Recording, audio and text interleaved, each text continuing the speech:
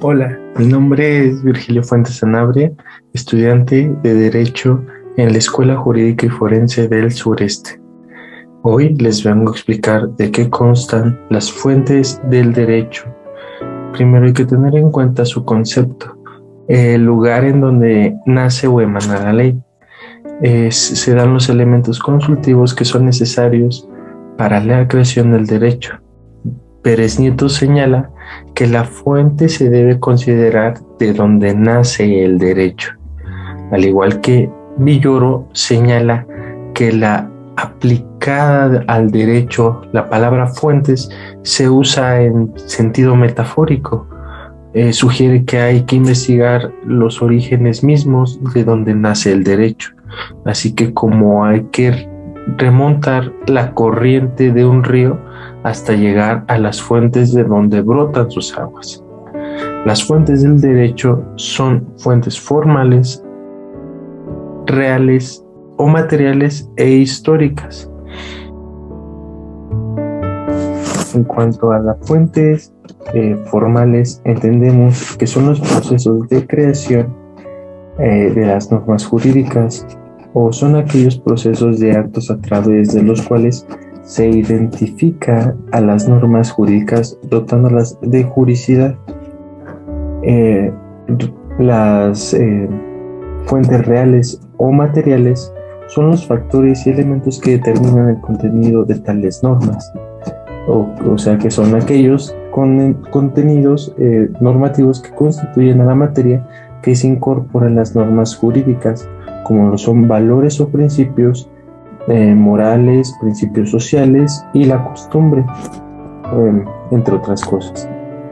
En términos de la fuente histórica, por último, se aplicase a los documentos, inscripciones, papiros, libros, etcétera, que encierran el texto de una ley o conjunto de leyes. En ese postrer sentido nos dice, por ejemplo, que las instituciones, el digesto, el código y las novelas son fuentes del derecho romano. Como también hemos dicho que las fuentes formales son procesos de manifestación de las normas jurídicas.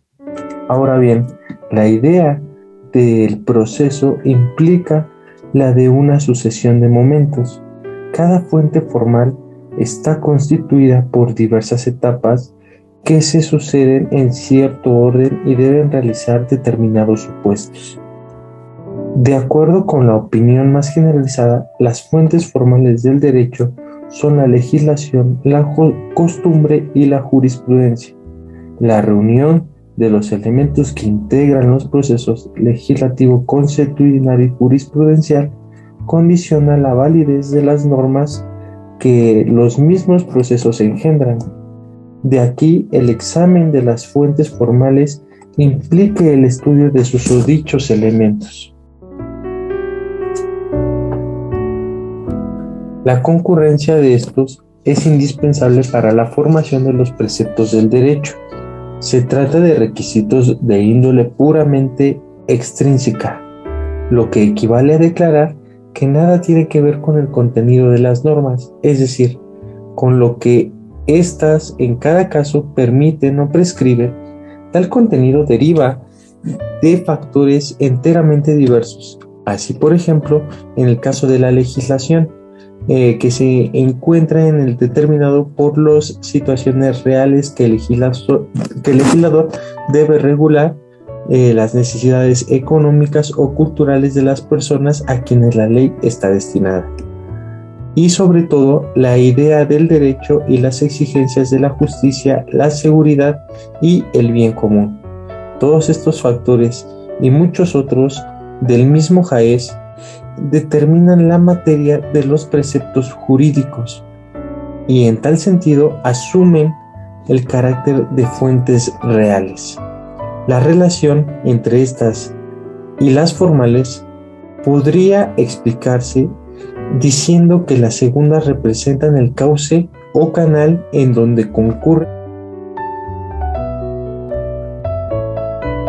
y de las fuentes formales devienen las fuentes directas e indirectas, las cuales están conformadas las fuentes directas por la legislación, la costumbre y los tratados internacionales, y las fuentes indirectas por la jurisprudencia, principios generales del derecho y la doctrina.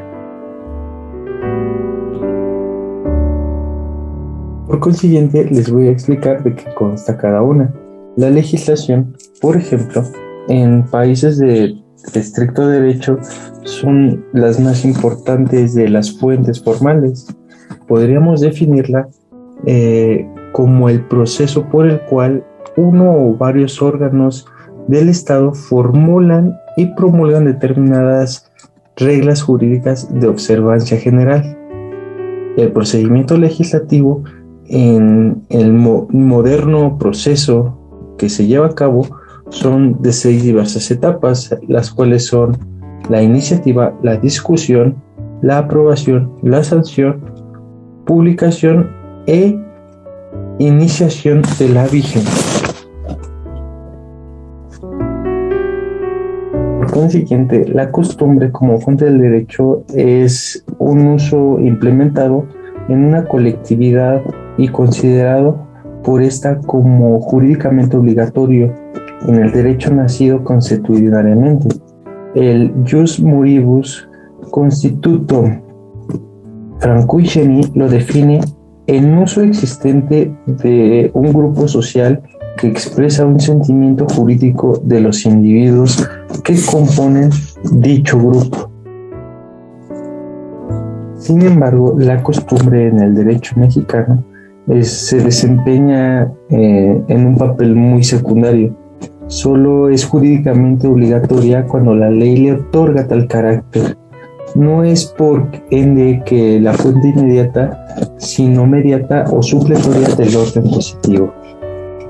En el artículo 10 del Código Civil del Distrito de Territorios Federales establece el principio general que en contra de la observancia de la ley no puede alegarse desuso, costumbre o práctica en contrario. Dicho de otro modo, la costumbre no puede derogar la ley. Lógicamente, nada impide concebir la posibilidad de que se forme una costumbre contraria a los textos legales en la cual concurran los dos elementos, objetivo y subjetivo, que hablamos en la sección 29 desde el punto de vista de la doctrina romano-canónica. Esa práctica tendría el carácter de costumbre jurídica, derogaría desde el punto de vista legal, en cambio sería un hecho antijurídico. Y también los tratados internacionales que son el acto jurídico que genera normas asumidas voluntariamente por los estados o los organismos internacionales que los llevan a cabo. Los sujetos de los que son estados y las organizaciones internacionales son personas jurídicas colectivas que actúan a través de personas físicas que las representen. Estos acuerdos son bilaterales y multilaterales, dependiendo el número que lo contrate.